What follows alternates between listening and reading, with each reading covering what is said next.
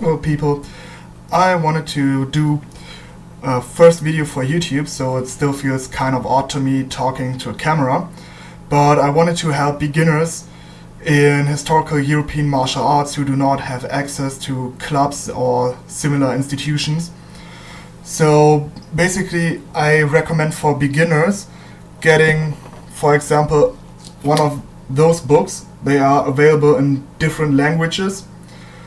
This is Lebendige Schwertkunst, or in English, Living Art of the Sword.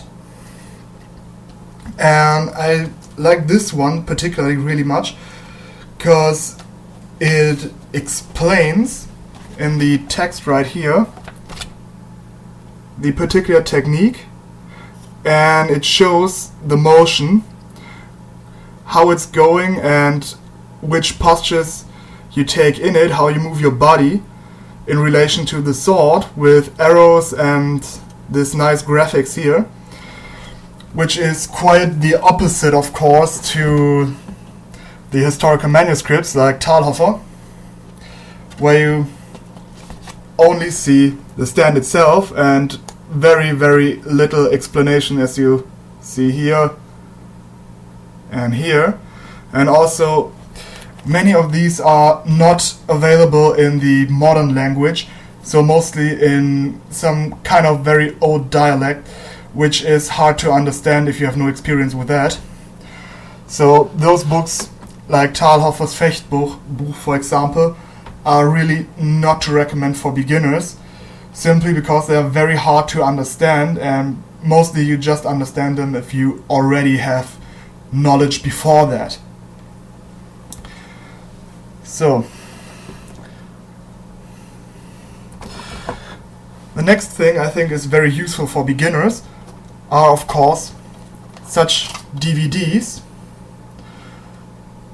Those two particular are based on the style of Lichtenauer, which was already the foundation of Talhofer's kind of fencing.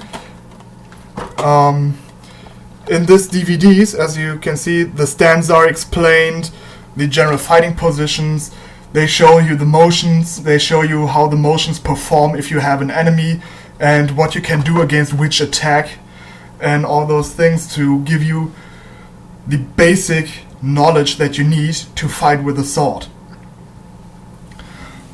Of course, just watching DVDs and reading books will not take you anywhere. You have, of course, to practice, and of course you need a partner to practice and some practice weapons.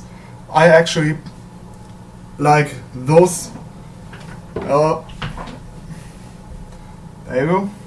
I like those best. They are made of a certain kind of plastic that is also used in automobile construction.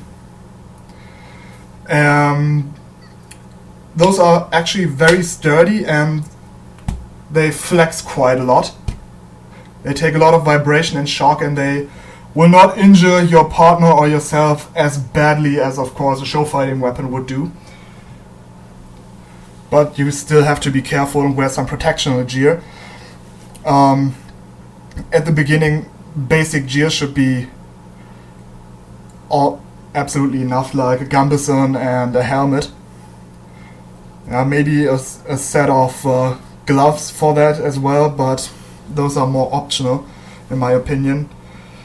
Because in my opinion you do not hit the hands actually that often accidentally with long swords than you would do with one-handed swords and a shield. But this is something different I will cover in a different video. Yeah, in general I will put the links down below in the video description to the book Living Art of the Sword and to the DVDs. If you have any criticism, questions or whatever, down in the comments below, I will read them, I check them out. And despite from that, have a nice day, and hope you will find something good to learn and train your technique in historical European martial arts. Cheers.